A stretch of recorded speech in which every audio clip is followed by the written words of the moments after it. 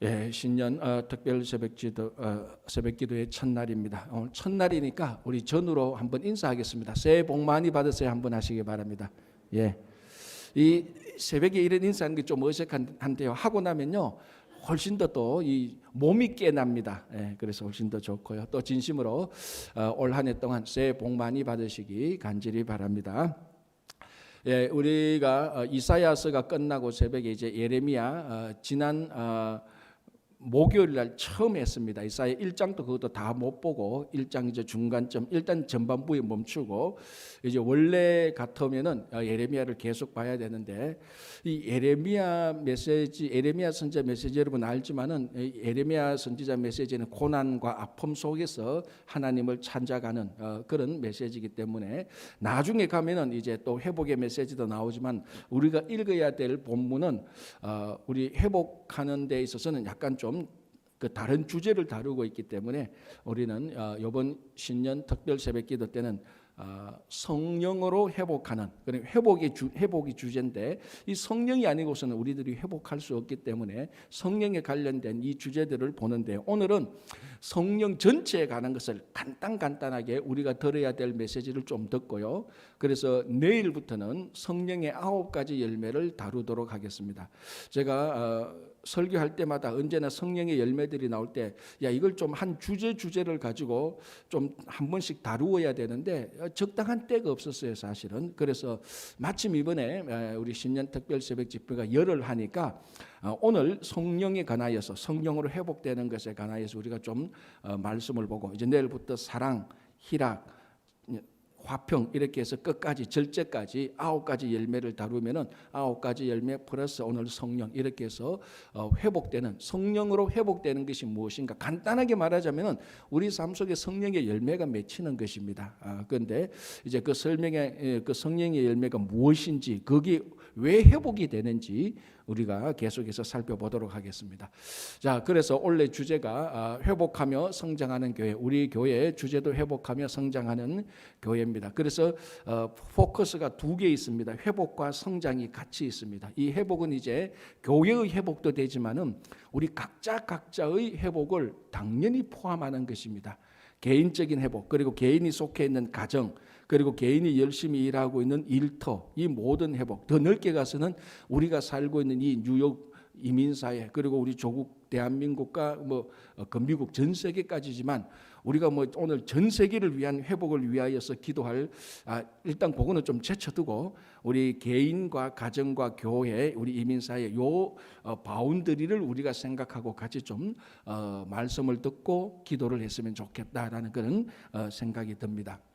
자, 그래서 우리가 첫 번째 주제로 선택했던 본문이 바로 에스겔서 37장입니다. 물론 이제 성령에 관련된 그 본문의 말씀을 몇 개 더 보겠지만은 자, 일단 에스겔서 37장 1절에서 10절의 내용은 우리들이 대부분 새벽기도 나오신 분 정도라면은 이 내용이 무엇인가는 다 압니다. 자, 이 내용은 에스겔 선지자가 환상 가운데서 본 그 내용인데 자, 이 에스겔 선지자는 죄송합니다. 언제적 사람인가 어디서 활동했는가를 간단하게 말하면요. 에스겔 선지자는 특이하게 바벨론에서 활동했던 선지자입니다.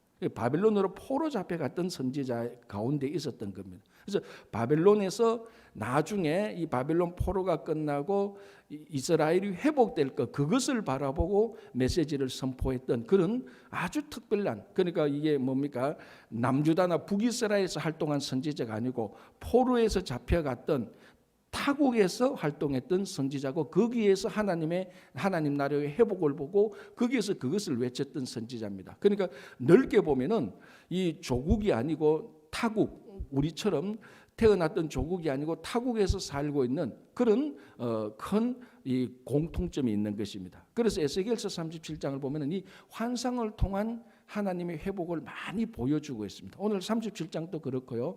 나중에 41장 그 후반부로 가면은 회복될 예루살렘 성전을 또 환상으로 보여주고 있습니다. 그래서 모든 선지자가 다 회복의 메시지를 전하고 있지만 이 에스겔 선지자는 특별히 더 바벨론 포로에서 자기 조국 이스라엘 하나님의 나라가 회복되는 것을 보고 그것을 선포했던 메시아 아닙니다.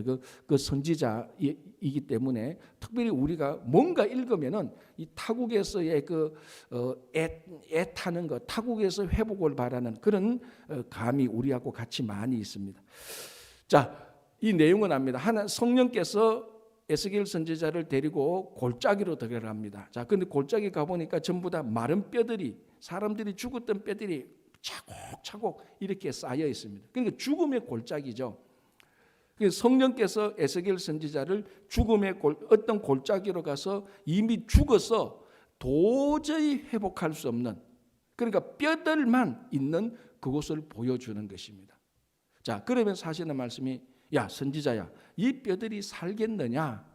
아니, 이 뼈들이 죽은 지가 얼마나 되는데, 그리고 이 뼈들 우리가 알 것처럼 이 뼈들이 그 한 사람이 죽은 뼈는 여기 있고 그 두 번째 죽은 사람 뼈는 여기 있고 이렇게 순서대로 차곡차곡 정리가 된 것도 아니고 어느 팔뼈가 어느 다리뼈가 어떻게 연결되는지 모를 정도로 다 쌓여 있는데 이 뼈들을 분류하는 것만 해도 불가능한 판인데 이 뼈들이 살겠느냐 물으니까 그게 어떻게 가능하겠습니까? 그런 질문을 하는 것입니다. 자, 넓게 보면은 이 성령께서 하나님께서 에스겔 선지자를 죽음의 골짜기로 데리고 가서 그 죽음의 뼈들을 보게 한 것처럼 오늘날 넓게 보면은 하나님께서 코로나 팬데믹을 통하여서 우리에게 온 인류의 이 심판의 위협, 심판이 일어났을 때 마지막에 일어났던 그런 일과 같은 것들을 우리에게 보여주고 있는 것입니다. 그래서 전반적으로 말하면 어떤 죽음과 같은 상황, 그리고 실제적으로 코로나 팬데믹으로 인해서 먼저 하늘나라로 가셨던 그런 일들도 우리가 경험을 하고, 꼭 인간의 죽음뿐만이 아니라 지금 온 인류가 코로나 팬데믹으로 인하여서 낙담되고 좌절되고 실망되고 했던 이런 일들의 전반적인 상황을 우리가 보고 있고, 우리가 지금 직면해 있는 상황과 에스겔 선지자가 그 골짜기에서 마른 뼈를 보고 있는 상황하고 별반 다르지 않는 것입니다. 자, 이 마른 뼈가 어떻게 살아나느냐, 어떻게 큰 군대가 되느냐, 이 에스겔 선지자가 환상 중에 보았던, 경험했던 그 일이 오늘날 우리들의 일어나기를, 우리에게도 똑같이 일어나기를 우리가 바라는 겁니다. 우리가 이 죽음 같은 상황에 직면해가 있습니다. 많은 분들이 이제 예측하기를 코로나가 실제적으로 끝이 났다 할지라도 회복되는 기간은, 실제로 경제가 회복되고 커뮤니티가 회복되는 기간은 이보다 또 몇 년이 더 걸릴 것이다라는 이런 전망을 내어놓고 있습니다. 자, 우리가 그런 어떤 경제적인, 정치적인, 사회적인 전망을 바라고 거기에 목매다는 것이 아니고, 우리는 가장 근본적으로 하나님께서 지금 우리가 처해 있는 이 상황을 어떻게 회복시키실까라는 것을 우리가 생각할 때 이 에스겔 선지자가 직면했던 죽음의 골짜기에서 이 뼈들이 살아나는 것을 보면 우리는 충분히 알 수 있는 것입니다. 자, 이 내용들을 보면은 이 뼈들이 살아나는데 처음에 있었던 그 뼈들이 마치 조립하듯이, 이 뼈들이 다 흩어져 있는 뼈들이 마치 이 정말로 만화에 나오는 내용처럼 뼈들이 착착착착 일어나서 각 뼈들끼리 다 붙고 그 위에 힘줄이 생기고, 그리고 살이 덮이고 그 위에 가죽이 덮입니다. 그냥 피부가 덮이는 거죠. 자, 요까지는 성경을 가만히 보면은 말씀으로 하나님께서 말씀을 대언하니까 이런 일들이 일어나는 것입니다. 자, 그게 어딘가 하면요, 한번 보십시오. 7절 8절 보시기 바랍니다. 이에 내가 명령을 따라 대언하니, 하나님의 말씀을 대언하니, 대언할 때에 소리가 나고 움직이며, 그러니까 이 뼈들이 막 움직이며 소리가 나죠. 드럭드럭 막 이런 소리가 나겠죠. 이러면서 이 뼈, 저 뼈가 들어맞아, 우리말로 하면 뭡니까? 조립되는 거죠. 조립되어서 뼈들이 서로 연결되더라. 저쪽에 있는 팔뼈하고 이쪽에 있는 골반뼈하고 저쪽에 있는 다리뼈하고 소리를 내면서 알아서 다 조립이 되는 거예요. 자, 그리고 연결되고 8절 보니까 내가 또 보니 그 뼈에 힘줄이 생기고, 그러니까 이제 피가 통하기 시작하고 신경이 연결된다는 거겠죠. 이 굉장히 의학적인 이 작업이 일어나는 겁니다. 그리고 살이 오르며, 그렇죠? 뼈가 있고 신경이 있으면 살이 있어야 되죠. 살이 다 붙고 그 위에 또 뭡니까? 피부가 있어야 되잖아요. 가죽이 덮이나. 자, 이제 사람의 어떤 물리적인, 물질적인, 육체적인 사람은 다 형성됐어요. 그죠? 뼈가 있고 살이 있고 신경이 연결되고 피부가 있고 그냥 사람이 다 연결돼서. 그런데 뭐가 없습니까? 생기는 없더라는 겁니다. 자, 요까지는 우리가 꼭 단계를 따져서 요까지는 뭐의 역할을 이렇게 본다면 요까지는 말씀하니까 요까지 딱 회복이 일어난 거예요. 완전한 회복은 아닙니다. 뼈들이 붙어서 피부까지 생길 정도니까 이건 뭐 엄청난 회복이죠. 그러니까 이걸 또 요까지는 말씀, 성령 이렇게 구분한다기보다 이 말씀과 성령이 같이 지금 회복되어서 연합되어서 사역을 한다 이렇게 보면 되는 겁니다. 자, 요까지는 되었는데 생기가 없습니다. 자, 그래서 11절에 또 내게 이르시되 인자에 너는 생기를 향하여 대언하라. 생기에게 대언하라. 자, 여기서 생기는 글자 그대로 성령입니다. 하나님의 영입니다. 히브리어로 루하의 영입니다. 이제 그래서 생기에게 대언하여 이르기를 주 여호와께서 이같이 말씀하시기를 생기야 하나님의 영입니다. 사방에서부터 와서 이 죽음을 당한 자에게 불어서 살아나게 하라 하셨다 하라. 자, 여기서 뭐라고 말합니까? 성령이 들어가서 이 지금 이제 조립되고 다 피부까지 붙어 있는 이 사람에게 들어가서 살아나게 하라. 아직까지 살아난 겁니까? 안 난 겁니까? 안 난 거죠. 사람의 형체는 다 있는데 성령이 들어가기까지는 온전한 사람으로 회복이 안 된 겁니다. 그래서 이 본문을 볼 때 마지막까지 회복은 하나님의 영, 성령이 들어가야, 성령께서 역사하셔야, 성령의 사람이 되어야 회복이 되는 것입니다. 자, 이렇게 본다면은 우리가 또 다르게 볼 수 있는 것이, 그럼 지금 많은 사람들 가운데 하나님의 영이 없는 사람은 어떻게 됩니까? 그걸 우리가 가장 쉽게 말하자면은 그게 바로 영이 죽은 사람하고 마찬가지입니다. 옛날에 우리 부엉이 할 때 부엉 강사님께서 막 호통을 치면서 그 부엉이 온 사람 가운데 이 가운데 말이지 영이 죽은 사람이 많다고 이렇게 죄송합니다. 호통을 쳤던 적이 있습니다. 어릴 때 부엉이 들을 때 그게 무슨 말인지 몰랐는데 이 가만히 보니까 바로 이런 상황, 멀쩡하게 피부도 곱고 뼈도 강하고 그러니까 이 덩치도 이 기골이 장대한데 마지막 성령이 아직 없으니까 영적으로 살았다라고 말을 할 수 없는 상황입니다. 그래서 오늘 또 보니까 성령이 들어가서 살아나게 하라 이렇게 얘기를 하고 있습니다. 이게 온전한 회복이죠. 자, 그러니까 어떻게 됩니까?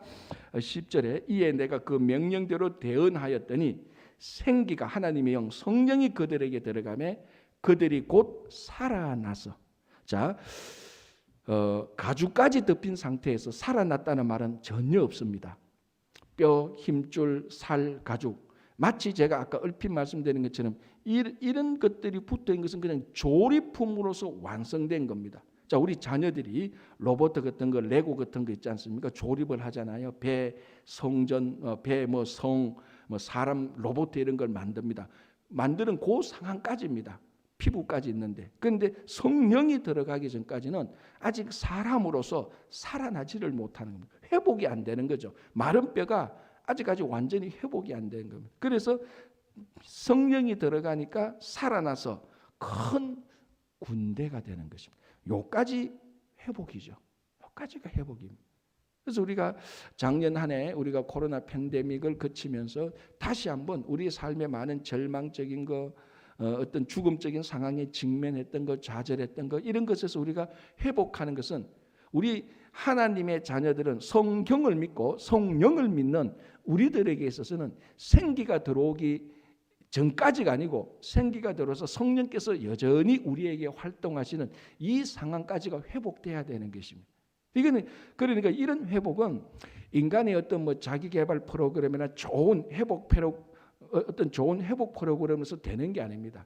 딱 한 가지, 하나님의 영, 성령이 우리와 함께 하셔서 성령의 사람이 돼, 하나님의 영이 우리한테 워킹해 작동해야 우리가 온전히 회복되고 그게 이제 진짜 하나님의 사람이 되는 것입니다. 그래서 이번에 우리가 올 한 해 동안 회복되는 그 첫 번째가 우리가 성령의 사람, 하나님의 영이 아니고서는 온전한 회복이 일어나기 어렵다라는 것을 우리가 다시 한번 생각합니다. 자, 그럼 이제 성경 전체를 통해서 간략하게 하나님의 영으로 회복된 사람이 어떤 사람인지 우리가 한번 보겠습니다. 자, 우리가 에스겔서를 폈으니까 그 앞에 있는 36장 한번 보시겠습니다. 우리가 37장을 지금 펴가 나오고 있죠. 36장 26절 27절 보겠습니다. 제가 한번 읽어드릴게요. 에스겔서 36장 바로 앞에 26절 27절. 또 새 영을 너희 속에 두고 새 마음을 너희에게 주되 너희 육신에서 굳은 마음을 제거하고 부드러운 마음을 줄 것이며 또 내 영을 너희 속에 두어 너희로 내 율례를 행하게 하리니 너희가 내 규례를 지켜 행할지라.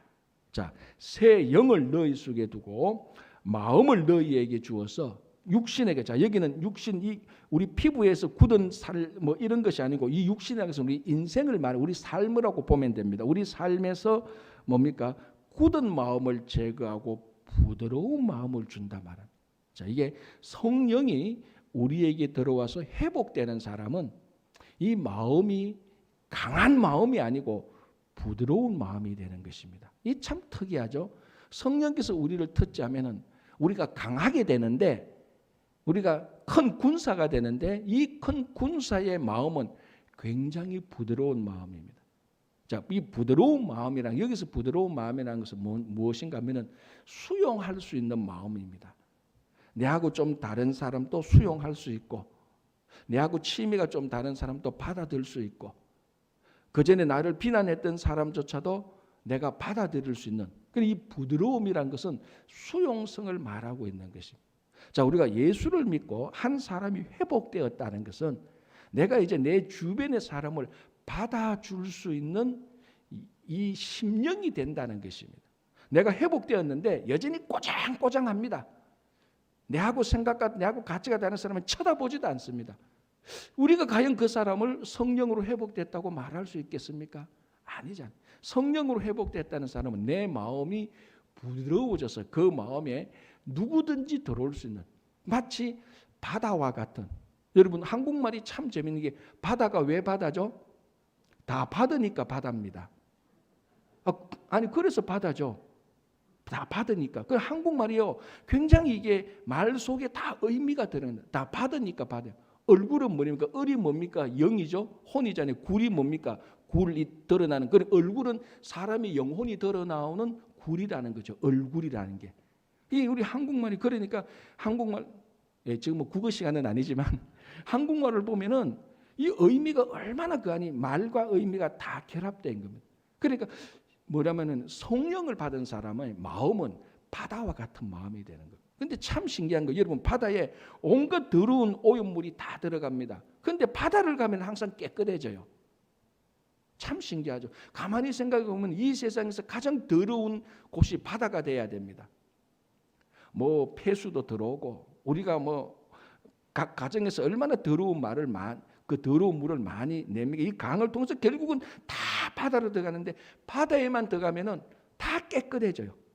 물론 이제 뭐 과학적으로 보면 그 소금도 있고 이렇게 다 이랬지만, 그러니까 바다와 같은 마음이라는 것은 성령으로 회복된 사람은 부드러운 마음인데, 다른 말로 하면 바다와 같은 마음이 되어서 온갖 더럽고 추한 것도 욕하는 것인데, 내 안에 들어오면은 성령과 같은 마음이 되면은 이게 소금과 같은 것이 있어서 그걸 다 깨끗하게 만드는 겁니다.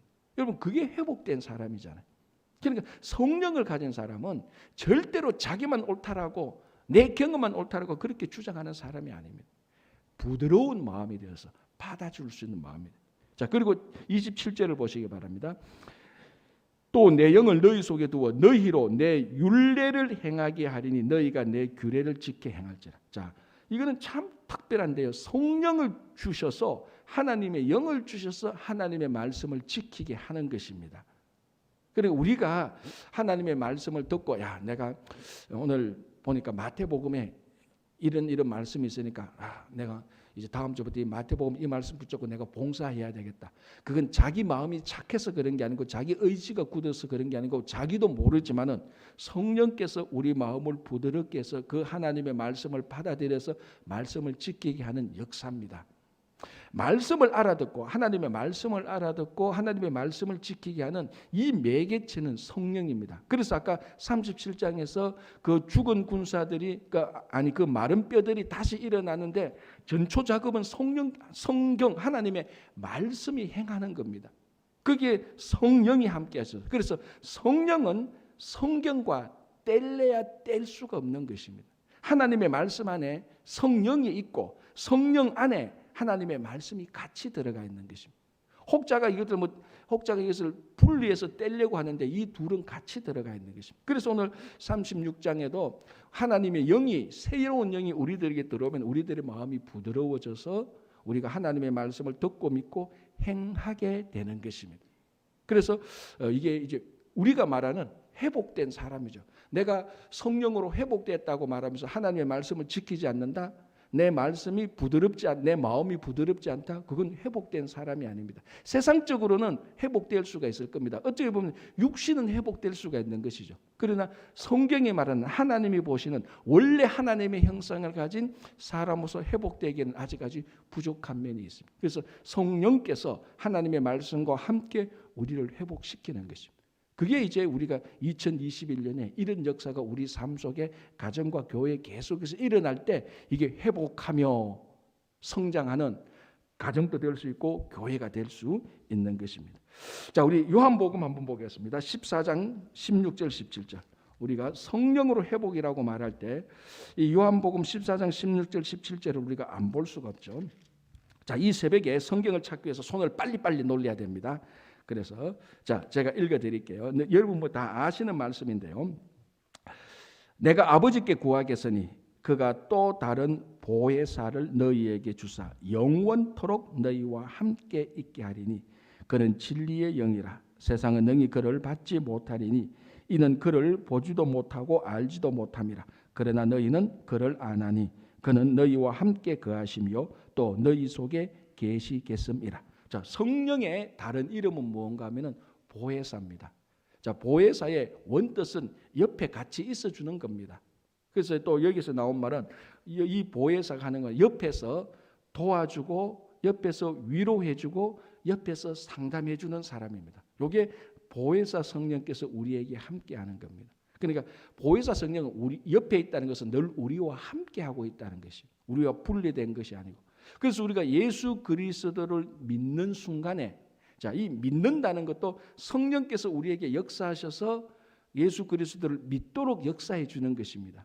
그래서 성령께서 역사하셔서 우리가 그리스도를 주라고 부를 수 있는 겁니다. 그래서 제가 가끔 하는 말이 가끔 어떤 분들이 와서 목사님 내가 성령 받은지 안 받은지 모르겠다고 하시는 분이 있어요. 왜냐하면 성령 받으면 전부 다 마음이 다 막 불같이 뜨거운 이런 체험을 해야 된다고 생각하니까 그러니까 그런 체험이 없이 한 20년 30년 있었는데 성령 받은지 모른다.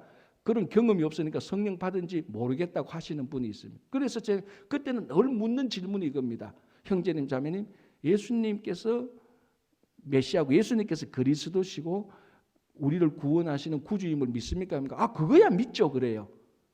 그거는 성령이 역사하지 않으면 성령을 우리가 받지 않으면 그 일이 일어나지 못하는 겁니다. 그러니까 예수를 믿는다는 것 자체가 내가 성령 받았다는 말하고 똑같습니다.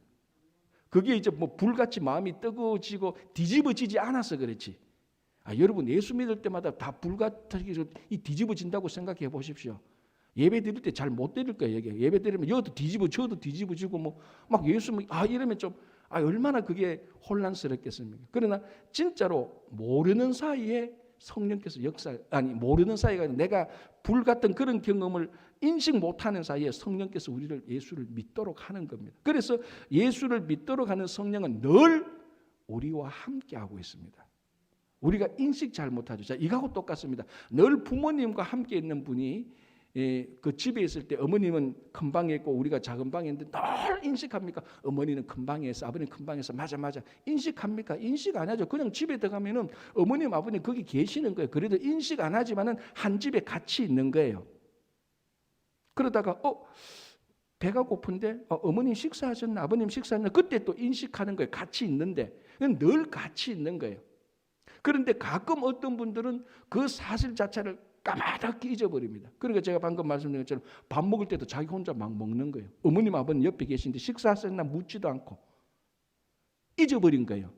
우리가 성령께서 우리와 함께하고 있는데 성령께서 내하고 함께했다는 것을 까마득하게 잊어버려요. 그래서 어렵고 힘들 때마다 자기 힘으로, 주의 일을 봉사할 때마다 자기 일로, 성령께서 함께했는데 까마득히 잊어버리고, 그러니까 이게 그때 이제 문제가 다 발생하는 거죠. 그럴 때는 성령께서 내하고 함께했지.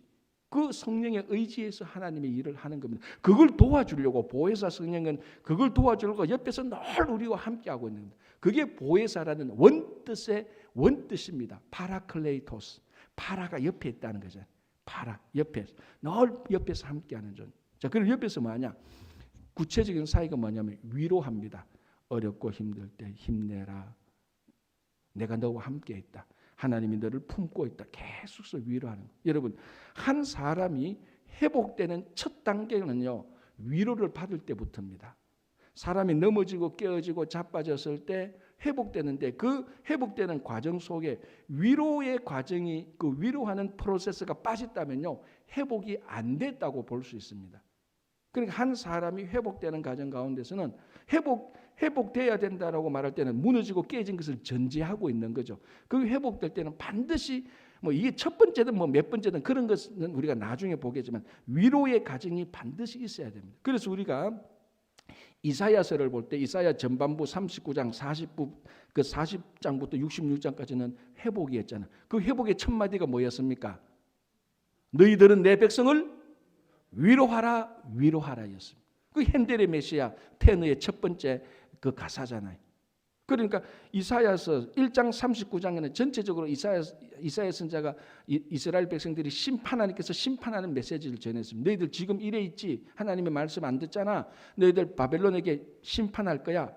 그러나 걱정하지 마. 너희들이 심판당하고 하나님께서 회복시킬 거야. 그게 40장 1절부터 나오는데 그 첫 번째 메시지가 너희는 내 백성을 위로하라, 위로하라 했습니다. 그러니까 회복에는 반드시 위로의 프로세스가 있는 겁니다. 누가 합니까? 파라클레이토스, 성령께서 우리에게 늘 위로합니다. 어렵고 힘들고 막 화가 났다가 좌절했다 해도 늘 위로를 하는 거죠. 그리고 이 파라클레이토스의 뜻에는 상담이 있습니다.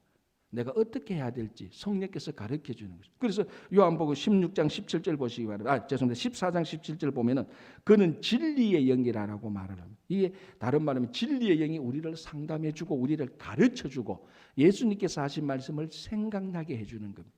이게 회복되는 사람인데요. 자, 우리가 작년인가요? 재작년인가 새벽 기도할 때 욥기를 다 봤습니다. 그죠? 자, 욥기의 내용은 욥기의 내용 사실은 굉장히 단순해. 욥이 큰 고통을 당했다가 다시 회복되는 겁니다. 내용은 그게 다예요. 스토리는 사실은 없어요. 전부 다 욥과 세 명의 친구들, 그리고 나중에 하나님 막판에 하나님과 대화. 그러니까 욥기는 전부 다 대화하는 내용입니다.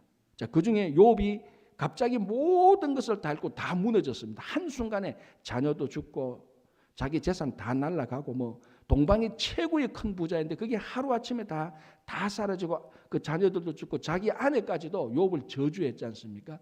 자, 이때에 욥의 세 친구들이, 이 세 친구들도 동방의 어마어마한 거인들이죠. 위인들이죠. 이 세 친구들이 자기 친구 욥이 큰 고난을 당했다, 큰 고통 속에 있다는 것을 알고 위로하고 회복시키기 위하여서 세 친구들이 왔는데 욥기 세 친구들이 이야기하는데 위로가 됩니까? 안 됩니까? 하나도 위로가 안 돼요. 우리가 그 욥기를 보면 오히려 욥이 뭐라고 말합니까? 너희들이 나를 안 찾아왔는 게 훨씬 더 좋겠다. 너희들이 말이 나를 계속 찌르는구나. 그러니까 이 세 명의 친구들이 욥에게 말하는데 위로가 전혀 안 되는 겁니다.